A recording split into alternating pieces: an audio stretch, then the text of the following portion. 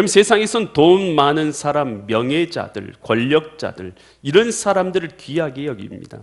여러분, 그러면 하나님은요? 하나님은 어떤 사람을 귀하게 여기시냐는 것입니다. 여러분, 하나님은요, 자기의 자녀를 귀하게 여기시는 줄 믿습니다. 여러분, 우리에게 어떤 자녀가 귀합니까? 여러분, 세상에 많은 자녀가 있어요. 그러지만 누가 귀해요? 내 자녀가 제일 귀하잖아요. 주님께도 마찬가지인 줄 믿습니다. 오늘 우리는 예수 그리스도를 구주로 모셔드림으로 말미암아 영접한 자 곧 그 이름을 믿는 자들은 하나님의 자녀가 되는 권세를 주셨으니, 여러분, 예수님 믿으십니까? 예수님이 여러분의 주인 되셨습니까? 여러분, 그렇다면 예수님이 주인 되신 자들은 어떤 자들인 것입니까? 예수님 주인 되면, 여러분, 우리는 하나님의 자녀들이고 하나님께서는요, 하나님의 자녀를 귀하게 여기시는 줄 믿습니다. 여러분, 그래서 우리가 돈이 많아서 귀한 게 아니에요. 우리가 높은 자라서 귀한 게 아닙니다. 여러분, 우리는 예수님의 자녀, 하나님의 자녀가 되었기 때문에 저와 여러분들은 존귀한 자인 줄 믿습니다. 세상에서 좀 실패하더라도, 좀 우리가 가진 것이 없더라도, 또 우리가 요 건강을 좀 잃어버린다 하더라도 또 연약해지고, 여러분, 누구든지 나이가 들면 온몸이 연약해져요. 또 우리가 나이가 들어서 몸이 연약해진다 하더라도 하나님께서는 당신의 자녀를 귀하게 여기시는 줄 믿습니다. 여러분, 이 사실을 믿음으로 받아들일 수 있기를 바랍니다. 그래서 여러분은 주님 앞에 귀한 존재인 줄 믿습니다. 오늘 이 하나님께서는요, 당신의 자녀들을 귀하게 여기실 뿐만 아니라 당신의 자녀를 통해서 이루고자 하시는 뜻이 있어요. 여러분도 여러분의 자녀들이 이렇게 됐으면 좋겠다라는 뜻이 있을 거 아니에요. 우리 하나님도 마찬가지세요. 하나님도 우리들이 세상 가운데 자신의 이름을, 하나님의 이름을 영광스럽게 나타내는 하나님 나라를 이루는 통로가 되기를 우리 하나님께서는 원하시고 계신다라는 것입니다. 오늘 이 본문 말씀, 예수님께서 천사를 마리아에게 보내서 예수 그리스도의 나심에 대해서 말해주고 있는 본문이 바로 이 본문의 말씀입니다. 과연 이 말씀 통해서 하나님께서는 우리에게 무엇을 깨닫게 하시고 무엇을 말씀하시는가? 나에게 주신 하나님의 음성이 있는 은혜의 시간 되시기를 간절히 축원드립니다. 누가복음 1장 26절 27절 말씀 우리 같이 보면, 여섯째 달에 천사 가브리엘이 등장했어요. 천사 가브리엘이 하나님의 보내심을 받아가지고 어디로 갔느냐? 갈릴리 어떤 동네로 갔어요? 나사렛이라는 동네 갔어요. 여러분, 이 갈릴리 나사렛이라는 동네는 잘 모르는 동네다 생각하면 돼요. 여러분, 익산은 아세요? 모르세요? 익산 아시죠? 익산 아죠? 여러분, 그러면 익산에 춘포면이 있는 걸 아세요? 아세요? 아신 분이 등장하셨네요. 여러분, 이 갈릴리는 익산이라고 생각하면 되고 춘포면은 이 나사렛이에요. 여러분 김제에 황산면이 있는 거 아세요? 알면 어떻게 하나? 모를 것 같아서 내가 황산면을 찍었구만. 여러분, 완주예요. 완주 이번에 완주입니다. 완주에 주천면 아세요? 우리 김영춘 안수 집사님을 모르는 게 없어요. 모르는 게 없어요. 여러분, 이런 아주 조그만 동네, 우리가 웬만해선 모르는 동네, 이런 동네가 이 나사렛이에요. 나사렛. 여러분, 그래서 나사렛이라는 곳은 아주 작은 동네고 갈릴리는 좀 큰 도시다, 이렇게 생각하시면 되겠어요. 그러니까 나사렛은요, 사람들에게 잘 알려지지 않는 어촌 마을의 한 곳이었다, 이렇게 생각하면 되는 거예요. 여러분, 이곳이 얼마나 비천하게 사람들이 여겼냐면 빌립이 나다나엘을 찾아가잖아요. 그래서 야, 내가 나사렛 예수를 만났다, 그가 메시아다라고 말했을 때에 여러분, 이 나다나엘이 뭐라고 말하냐면 누가복음 1장 28절, 요한복음 1장 46절처럼 이렇게 말해요.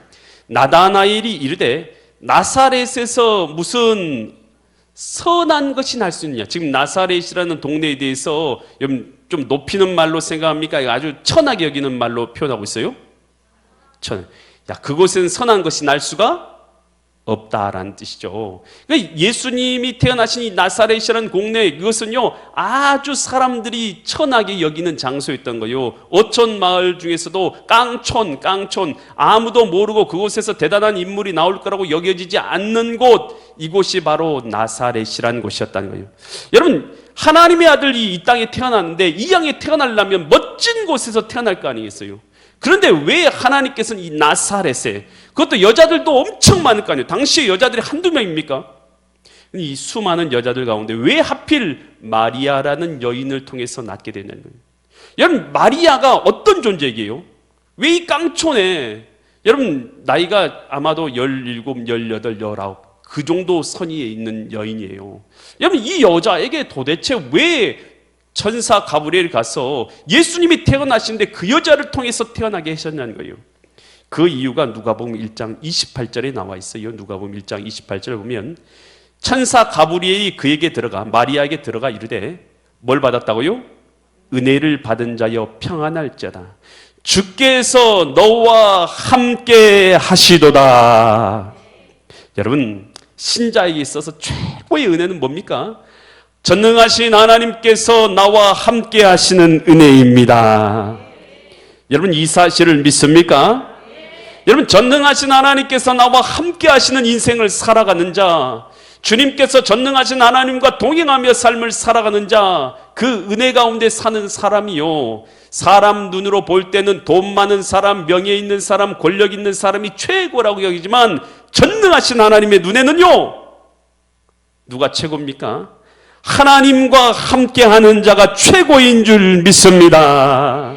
여러분, 이게 우리의 은혜요. 이 시간도 여러분 담대할 수 있길 바랍니다. 평안할 수 있기를 바랍니다. 그리고 기뻐할 수 있기를 바랍니다. 여러분, 우리가 별로 없어도, 가진 게 없어도, 연약해도, 건강이 없어도, 여러분 우리가 세상으로 명예를 누리지 못한다 할지라도 여러분 낙망할 필요 없어요. 만약 내가 하나님과 함께하는 그런 사람이라면 여러분, 하나님께서 가장 존중하게 여기는 자인 줄 믿으시기 바랍니다. 내가 지금 어떤 신분이야, 여러분 그게 중요한 게 아니에요. 여러분, 우리에게 진짜 중요한 것은 전능하신 하나님이 나와 함께하는 자냐라는 것입니다. 할렐루야. 여러분, 이거 하나면 충분한 줄 믿습니다. 여러분, 이 모세 보세요. 모세는 80세 노인이죠. 80세면 여러분, 이 보통 80세가 넘으면 고령이라고 해요. 고령이라고. 여러분, 근데 이 모세는요 80세 노령의 나이에 어디 있습니까? 양을 치는 그런 이 일개 촌부였죠. 촌부. 양을 치는 사람이 된 거예요. 광야에서 양을 치는 80세에. 여러분, 세상적으로 볼 때에 뭐가 대단한 게 있어요? 나이도 들만큼 들었고 이제는 80세인데, 그리고 하는 일이 뭐예요? 양치는 일. 자기 양도 아닌 다른 사람 이 양치는 일. 여러분, 이 일을 하고 있는데 여러분 얼마나 여러분 세상적으로는 별 볼 일 없어요. 여러분, 그런데요 하나님께서요 그를 부르십니다. 그리고 그와 함께하는 자가 된 줄 믿습니다. 그랬더니 하나님께서 어떻게 사용해요? 출애굽기 34장 28절에서 보니까 모세를 어떻게 사용합니까? 모세가 여호와와 어떻게 합니까? 함께 며칠 동안 있었어요? 40일 40야를 이 시내산에 올라가서 거기 있으면서 떡도 먹지 아니하고 물도 마시지 아니하고 여호와께서는 언약의 말씀 곧 십계명을 그 판들에 기록하셨더라. 여러분, 모세가 뭐 대단한 거 없죠. 80세 노인이에요. 그런데 하나님께서 그와 함께 하셔서 어떤 역사를 이루십니까? 십계명을 그에게 친히 전해준 것입니다. 여러분, 이런 영광, 이런 은혜, 여러분 감히 받을 수 없는 영광, 이 은혜 왜 주셨어요? 하나님께서 함께하는 자가 되니 하나님께서 그에게 베푸신 은혜인 줄 믿습니다. 여러분, 베드로와 요한 보세요. 베드로와 요한 세상적으로요 잘난 거 하나도 없는 사람이에요. 베드로와 요한의 직업이 뭡니까? 어부였어요. 어부. 그 나사렛 예수님 동네, 예수님 태어난 그 동네에 어부였어요. 그러니까 진짜 촌마을에 어부로서 살아가는 자였어요. 여러분, 그런데 세상적으로는 배움이 있어요? 없어요? 전혀 없어요. 하나도 배우지 못했어요. 요즘이야 초등학교라도 우리 중학교, 고등학교 이런 것은 의무교육으로 시켜주죠. 옛날에는요, 옛날에 2000년 전에 의무교육이 있어요? 없어요? 그런 거 없어요. 베드로와 요한은 학문이 없는 자들이었던 거예요. 세상적으로는 아무 배움이 없었던 자들, 바다에서 물고기 잡는 것이 그들의 평생의 직업이었고 평생의 소원이었던 자들. 여러분, 세상적으로는 아무런 자랑할 것이 없는 자 있어요. 그런데 예수님이 그 앞에 오시죠. 그러면서 물고기 못 잡고 있는 베드로에게 야, 저 깊은 곳에 가서 그물을 던지라 했더니 깊은 곳에 가서 그물을 던졌더니 가득하게 고기를 잡아요. 그가 깜짝 놀라서 주님 앞에 돌아와서 뭐라고 말합니까? 주여, 나를 떠나소서, 저는 죄인입니다. 주님 앞에 서니까 자신이 죄인인 거 깨달아진 거죠. 그래서 죄인입니다 라고 고백하니 그때 주님께서 뭐라고 말씀하십니까? 여러분, 이제 너는 나를 따르는 자가 되라 라고 그를 제자 삼아주시고, 나중에 그는 어떤 삶을 살아야 됩니까? 예수 이름 들고 다니면서 사단 마귀를 물리치고 귀신을 쫓아내고 병든 자를 고치는 능력의 사도, 수석 사도로서의 사명을 감당하게 된 자가 누구냐 하면 베드로입니다. 은과 금은 내게 없거니와, 성전 미문 앞에 있는 자에게 이렇게 말하죠. 은과 금은 내게 없거니와 내게 있는 것으로 내게 주노니, 내게 있는 것으로 내게 주니 곧 나사렛 예수 그리스도의 이름으로 일어나 걸으라. 그에게는 예수님이 있는 자였다는 것입니다. 할렐루야. 여러분, 다 가졌어도 예수님이 여러분 안에 계시냐는 것이에요. 다 가졌어도 예수님이 없으면 생명이 없는 자입니다. 그러나 아무것도 없어도 예수님이 계시면 그는 생명이 있는 자인 줄 믿으시기 바랍니다. 그 주님께서 이사야 41장 10절에서 우리를 향해서 이렇게 말씀하세요. 두려워하지 말라. 내가 너와 함께 함이라. 놀라지 말라. 나는 내 하나님이 됨이라. 내가 너를 굳세게 하리라. 참으로 너를 도와주리라. 참으로 나의 의로운 오른손으로 너를 붙들리라. 여러분, 예수님을 믿으십니까? 예수님을 주인 삼으셨습니까? 여러분, 그러면 주님께서 여러분과 함께하고 있는 걸 믿으시기 바랍니다. 그리고 우리는 하나님의 자녀가 되었어요. 그래서 우리는 세상에서 존귀한 자가 된 줄 믿으시기 바랍니다. 여러분, 이 마리아, 나사렛에 17살밖에 되지 아니하는 이 마리아에게 나타나서 주님께서 천사를 보내서 이렇게 말해요. 누가복음 1장 31절로 33절처럼 말해요. 보라, 내가 뭐하게 될 거라고요? 잉태하게 되어서 아들을 낳을 것인데 그 이름이 뭐가 될 거라고요? 예수가 될 거라는 거요. 32절 보니까 또 뭐라고 말합니까? 예수가 어떤 자가 되면 큰 자가 되는데 지극히 높으시니, 여기 누구를 말하겠습니까? 하나님의 아들이라 일컬지를. 예수님은 하나님의 아들이 태어나게 되는데 마리아가 바로 그 어머니가 되게 하신다는 얘기죠. 질 것이요, 주 하나님께서 그 조상 다윗의 왕위를 왕 중의 왕이라고 이스라엘이 여겼던 다윗의 왕위를 그에게 주시리니 33절 어떻게 해요? 영원히 야곱의 집은 믿음의 사람의 대표적인 인물이 야곱의 집이죠. 영원히 믿음의 집, 하나님의 나라의 왕으로 다스릴 것이며 그 나라가 무궁하리라. 여러분, 마리아가 나타나서 이런 얘기를 하는 거예요. 마리아야, 너를 통해서 예수님이 태어나신 만왕의 왕께서 너를 통해서 태어나게 하실 것이다. 그러니까 지금 마리아를요, 누구의 어머니가 되는 자리로 부르고 있는 것입니까? 만왕의 왕 대신 예수님의 어머니 되는 영광스러운 자리로, 그 자리로 불러주시는 것이죠. 여러분, 이 영광스러운 사명의 자리, 여러분, 이 상급의 자리, 하나님 나라를 이루는 자리, 여러분, 이 자리로 마리아를 부르시고 계신 줄 믿습니다. 여러분, 하나님이 우리를 자녀 삼아 주셨으면, 여러분, 하나님께서는요 그냥 있는 게 아니에요. 우리를 향해서 당신의 놀라운 계획을 다 갖고 계신 거예요. 선하신 계획을. 어떤 계획을 갖고 계신다고요? 하나님께서는 당신의 자녀를 향해서 선하신 계획을 갖고 계신다. 여러분, 우리 하나님은요 우리를 향해서요 선한 계획을 갖고 있는 줄 믿습니다. 그 선한 계획은 뭐냐? 나 혼자 구원받는 계획 아니에요. 나를 통해서 하나님 나라가 이루어지게 하는 계획인 것입니다. 여러분을 통해서요 주님의 교회가 세워지게 하는 계획인 것입니다. 여러분을 통해서요 영원히 구원받게 하는 계획인 줄 믿습니다. 이게 바로 사명이지요. 마리아를요, 이 사명의 자리로 하나님께서 부르신 것이다 라는 것입니다. 그러니 하나님께서는요, 그의 자녀들에게 계획을 갖고 계세요. 선하신 계획, 하나님 나라를 이루신 특별한 계획을 갖고 계셔요. 이것이 바로 사명이에요. 여러분, 이 사명을 우리에게도 갖고 계신 줄 믿으시기 바랍니다. 여러분, 모세를 부르신 하나님, 모세에게 어떤 사명을 주셨어요? 출애굽기 3장 10절 말씀 보면 모세에게 주신 사명이 나왔어요. 이제 내가 너를 누구에게 보낸다고요? 바로에게 보내서 너에게 내 백성 이스라엘 자손을 어디에서 인도해낸다고요? 애굽에서 인도하여 내게. 애굽이라는 곳은 하나님을 인정하지 아니하는 그 우상 숭배가 가득한 장소고 종살이하고 있는 장소가 애굽이죠. 그 애굽에서 인도해서 하나님이 예비하신 가나안 땅으로 인도하기 위해서 그 애굽에서 인도해 내는 지도자로 누구를 삼은 것입니까? 모세를 세우신 거예요. 이게 뭡니까? 사명인 것이죠.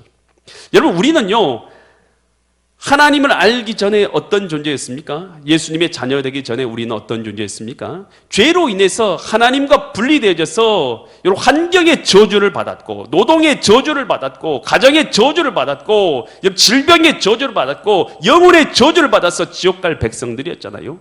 그래서 죄의 종된 자리, 사단의 종된 자리에 있었던 게 우리들이었죠. 그런 우리들을 주님께서는 우리를 건져주셨다라는 것입니다. 그러니 모세를 애굽 땅에서 건져주신 같이 우리를 통해서 죄와 사망의 종된 자리에서 있는 자들을 건져주는 사명을 우리에게 주고 계신 줄 믿으시기 바랍니다. 죄의 종된 자리, 사망의 종된 자들이 있잖아요. 그래서 멸망길 가고 있는 자들 건져낼 사명을 우리에게도 주신 줄 믿습니다. 여러분, 베드로 물고기 잡는 베드로에게 주님께서 어떤 사명을 주셨습니까? 마태복음 4장 19절 같은 사명 주셨죠. 말씀하시되 나를 따라오라. 내가 너희를 사람을 낚는 어부가 되게 하리라.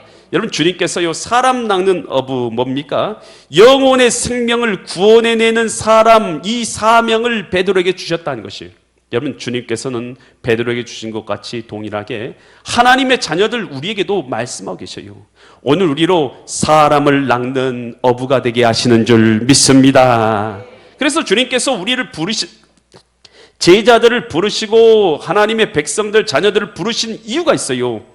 요한, 마태, 마가복음 3장 13절로 15절에서 주님께서 부르신 이유를 이렇게 말해주고 있어요. 제자를 부르신 이유가, 또 산에 오르사 자기가 어떤 자를 부르셨어요? 원하는 자들을 부르시니, 이 제자들을 부르신 내용이에요. 나아온지라, 제자들이 다 나왔어요. 그랬더니 14절, 이에 12를 세우셨으니, 이는 그 이유, 12를 세우신 이유는 뭐예요? 첫 번째 뭐 하려고요? 자기와 여러분 하나님과 함께 하도록 첫 번째로 부른 거예요. 그러니까 여러분, 우리를 자녀 삼으신 첫 번째 이유는요, 우리가 하나님과 함께하는 삶을 살아가도록 부르신 줄 믿습니다. 두 번째, 또 보내사 뭐 하려고요? 보내가지고 영혼 구원하는 전도도 하며, 할렐루야, 영혼 구원하는 전도 사명을 감당하도록, 하나님 나라 확장하는 사명 감당하도록 이를 위해서 15절, 이에 어떤 권능을 주십니까?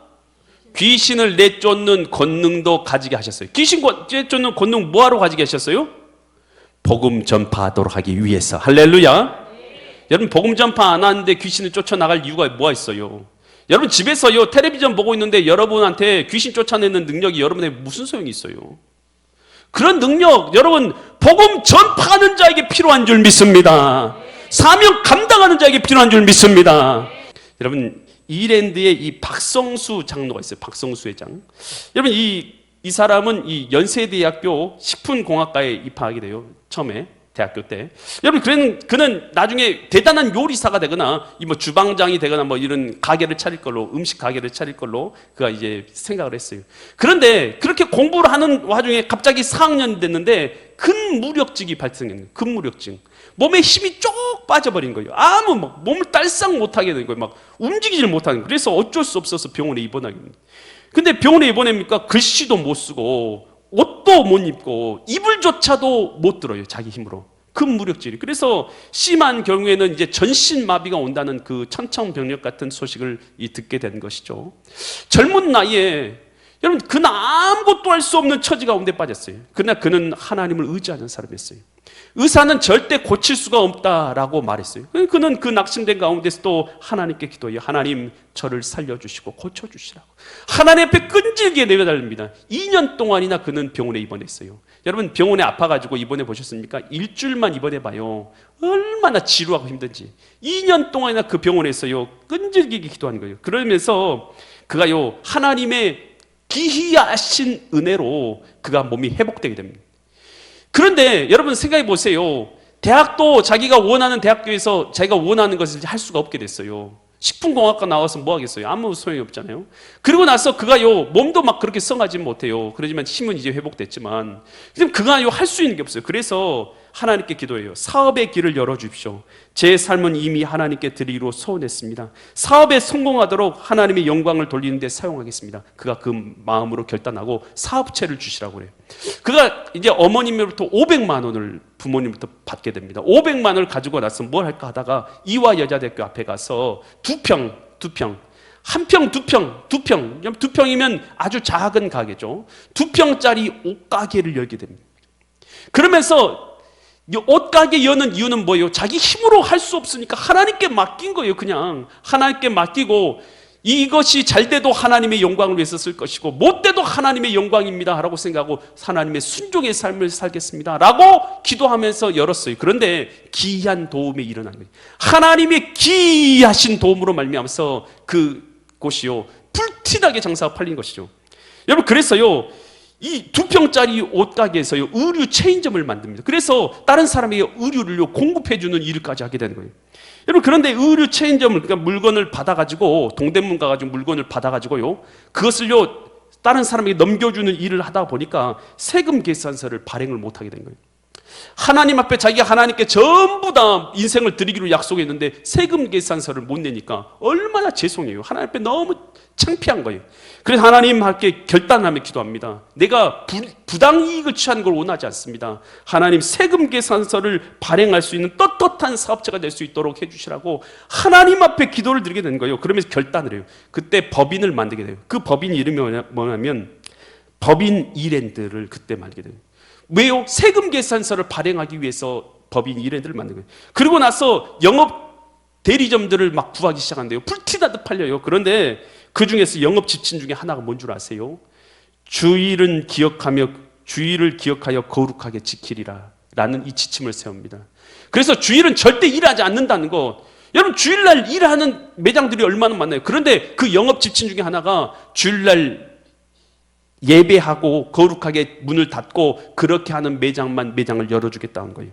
여러분, 그런데 그 매장이 지금 어떻게 된 줄 아십니까? 여러분이 잘 알지만 뉴발란스, 스파우, 미소, 슈펜, 제가 아는 게 없어요, 사실. 여러분, 이 브랜드들 다 여러분 잘 아세요? 이런 브랜드들을 다 얻게 됐어요. 그래서 현재 얼마의 매출을 올리면 7조의 매출을 올리는 대기업으로 성장했어요. 그의 뜻은 뭐였냐? 평생에 하나님의 뜻에 순종하며 살겠다라는 것이 그의 마음의 결단이었던 거예요. 여러분, 우리 신앙생활이요, 뭐가 신앙생활입니까? 여러분, 교회에 나온다고 해서 여러분 진짜 신자입니까? 교회에 나온 게 아니라 예수님이 주인 되셔야 될 줄 믿습니다.